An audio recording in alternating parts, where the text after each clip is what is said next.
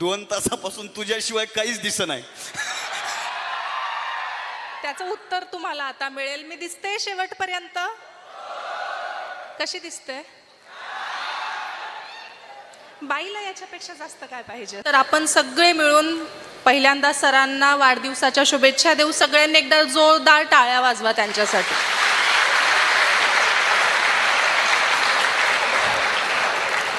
ही युवा पिढी आणि जेन झी काय करू शकते हे आपण दाखवून दिलंय. या देशात खूप काही आपण केलंय आणि त्यांची शक्ती एकत्र आणण्याचं काम सर करतात. हे खूप मोठं काम आहे.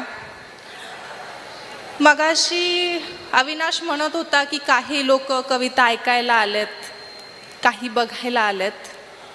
मला खात्री आहे तुम्ही कविता ऐकण्यासाठीच आला आहात. बघण्यासाठी आला असणार तर तुम्हाला एक किस्सा सांगते. एका महाविद्यालयात गेले होते. ज्युनियर कॉलेज होतं सर. 12वीचा मुलगा असेल. बसलेला होता समोर आणि टक लावून बघत होता. आता तुम्ही किती छान दाद देतात, हसतात मध्ये, तो काहीच नाही, फक्त बघत होता. मला अनकम्फर्टेबल झालं. मला बोलायला सुचत नव्हतं.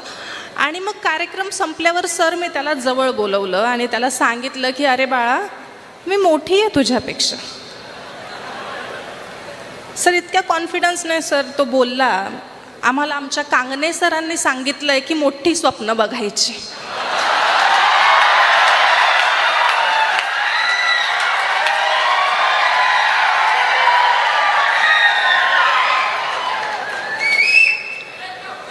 बऱ्याच ठिकाणी असं होतं ना की बरीच नजरा खेळलेल्या असतात.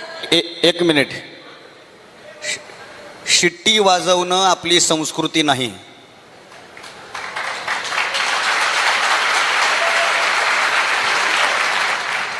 पण कार्यक्रमात शिट्टी वाजवायला काय हरकत नाही. ऐक ऐक. शेतकरी जिंदाबाद. सिट्ट्या वाजवताना इतकंच लक्षात ठेवा की तुम्ही गुंजन पाटीलला ऐकतायत, गौतमी पाटीलला नाही.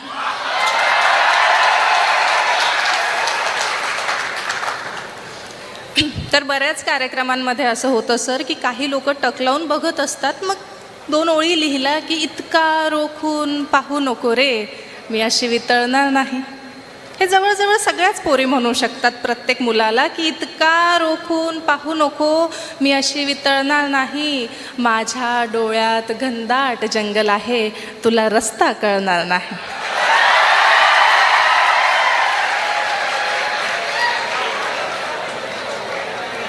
तुम्हाला सांगते, तो विद्यार्थी सरांचाच होता. त्याने उत्तर दिलं की प्रेमाचा सिलॅबस लय अवघड. प्रेमाचा सिलॅबस लई अवघड, कळता कळत नाही आणि अर्ज तोपर्यंत करत राहणार जोपर्यंत रिझल्ट मिळणार नाही.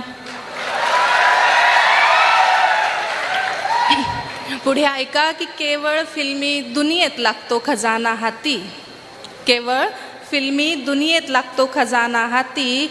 अमीर बापाची पटेल आपल्याला इतकं नशीब फळणार नाही.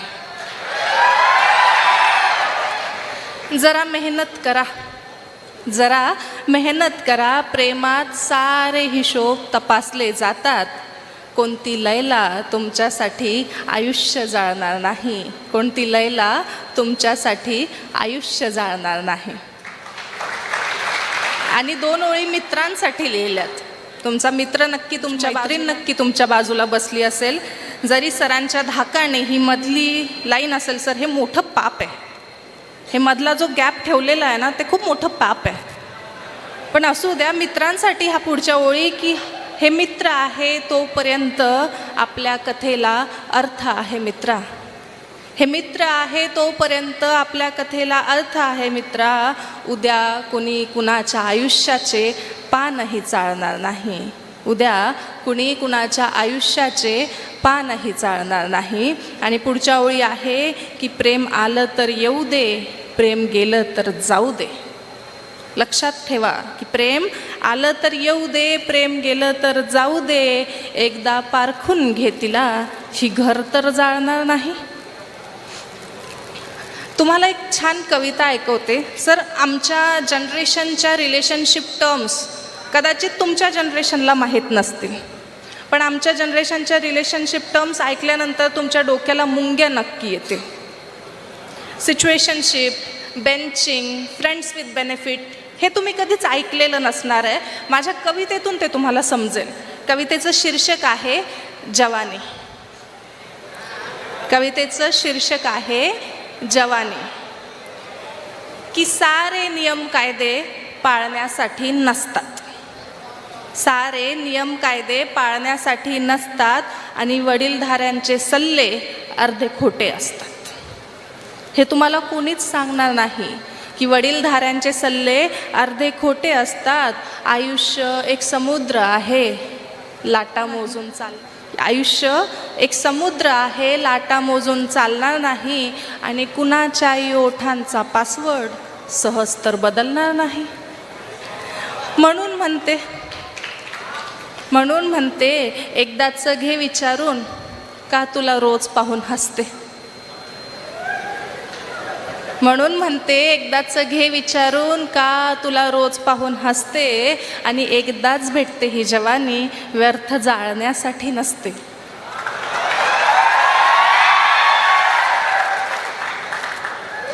प्रेमाची आता रीत बदलली, प्रेमाची आता रीत बदलली.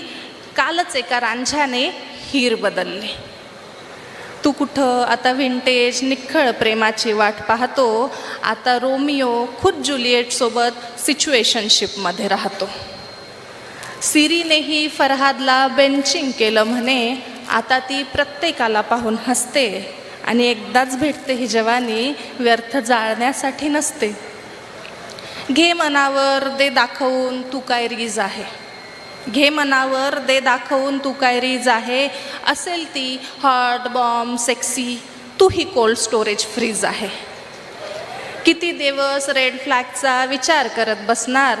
तिचं घोस्टिंग सुरू आहे आणि हे तुला कसं दिसणार.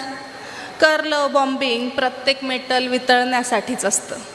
कर लव बॉम्बिंग त्याच्याच हातात गेम आहे. आपली तारीख पक्की करून घे. पुढचे व्यवस्थित ऐका की आपली तारीख पक्की करून घे. इथे रोज नवीन डेटिंग आहे आणि फार विचार करत बसू नको, कुण्या मित्राची ती सेटिंग आहे. आणि फार विचार करत बसू नको की कुण्या मित्राची ती सेटिंग आहे. मुली अवघड पेपर सोपा करून घेतात.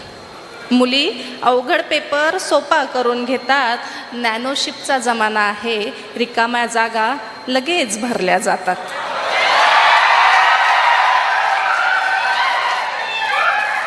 झुरत बसून काय फायदा, झुरत बसून काय फायदा.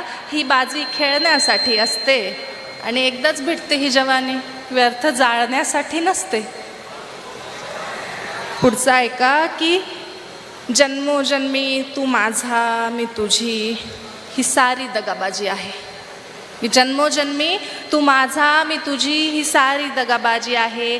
बेबी, शोना, माऊ, पिल्लू, सारी बायोलॉजी आहे. वेडे होते लैला मजनू, वेडे होते लैला मजनू, वेडे होते कृष्ण आणि राधा. प्रेम बिम काही नसतं, केवळ असतात नर आणि मादा.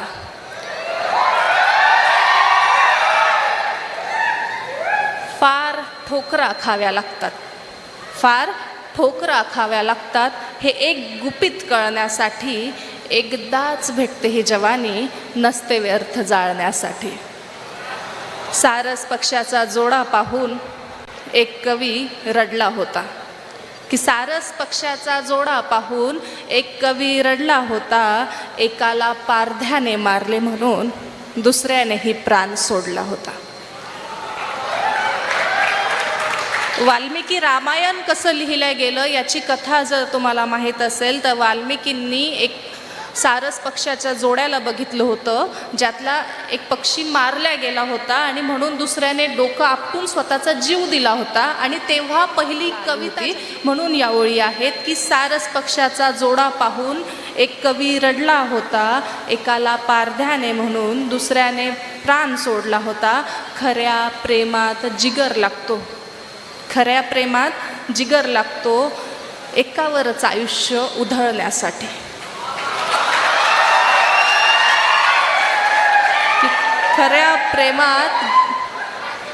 खऱ्या प्रेमात जिगर लागतो, एकावरच आयुष्य उधळण्यासाठी. आणि एकदाच भेटते ही जवानी, नसते व्यर्थ घालण्यासाठी. एकदाच